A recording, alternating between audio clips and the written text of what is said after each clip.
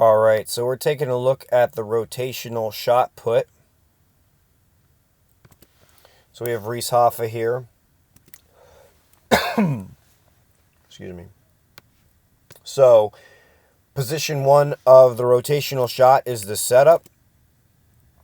So let's see here. So we actually get a good look at it right here. So shot is into the neck, thumb down. The elbow's a little higher in the rotational, and that's because we want to really keep level shoulders. He's got a long left arm. He's got a little bit of turning action of this left foot. That's called a dynamic start. You guys don't need to worry about that too much as you're starting, but just pointing that out, that's what's happening right there. He's doing a little turn of this and a turn of this.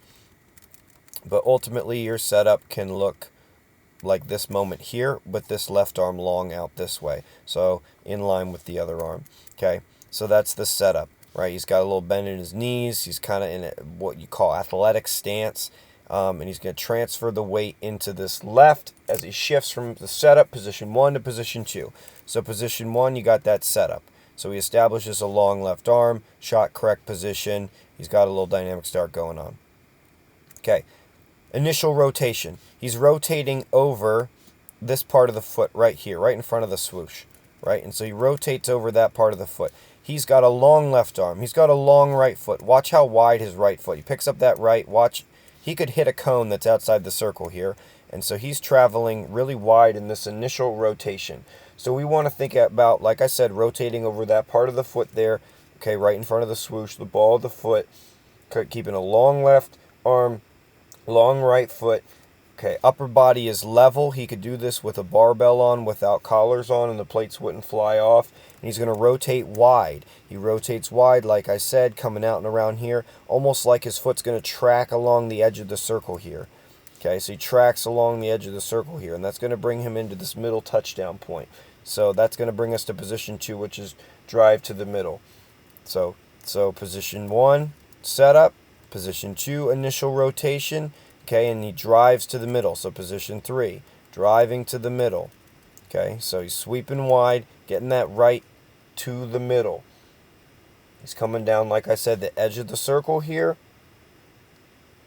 He is pulling off this left foot, driving the right quad to the middle point. Okay, position 3, drive to the middle.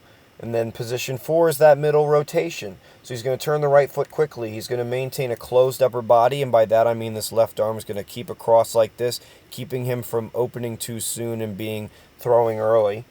And he's going to get to balance double support.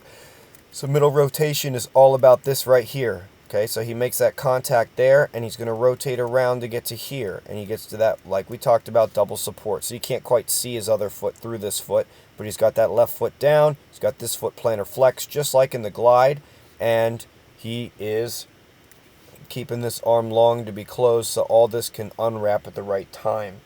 So now we're getting to position 5, the standing throw. So he violently turns all this to get his hips and chest into the throw, and he's fighting to keep the shot back at his neck to use all this energy before he pushes and flicks. So he turns right foot, right knee, right hip, chest is up into the throw, and his goal is to lift. And now that he's at maximum lift, as he goes into the position 6 for the rotation, the delivery phase, he has that stretch across his chest, he push flicks, and instead of rotating and lifting,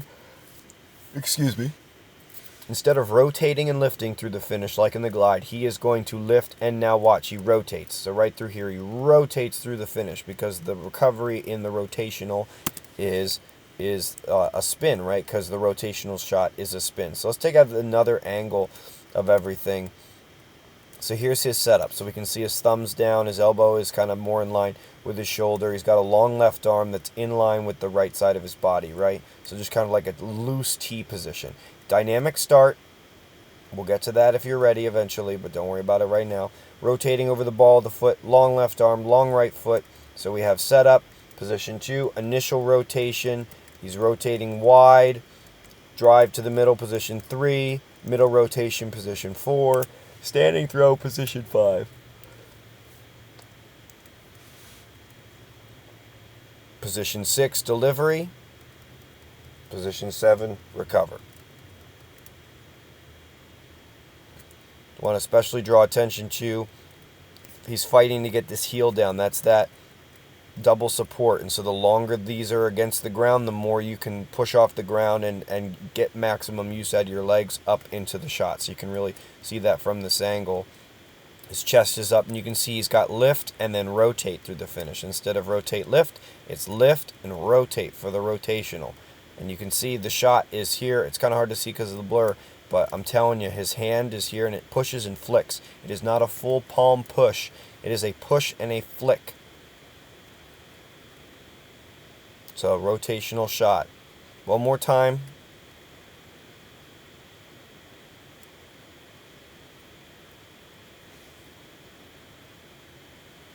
We have the setup, long left arm, shot, locked in here, balanced. He's going to rotate over this part of the foot into position 2, initial rotation. He's going to pick up this long right foot out and around. He's got a long left. He's going to rotate over that left side, driving to the middle. He's going to keep his upper body closed. He's going to fight to get to double support in middle rotation, fight to get to position 5, the standing throw. Position 6, deliver. He turns all of this to get his chest and his hips up into the throw. Push, flick, recover.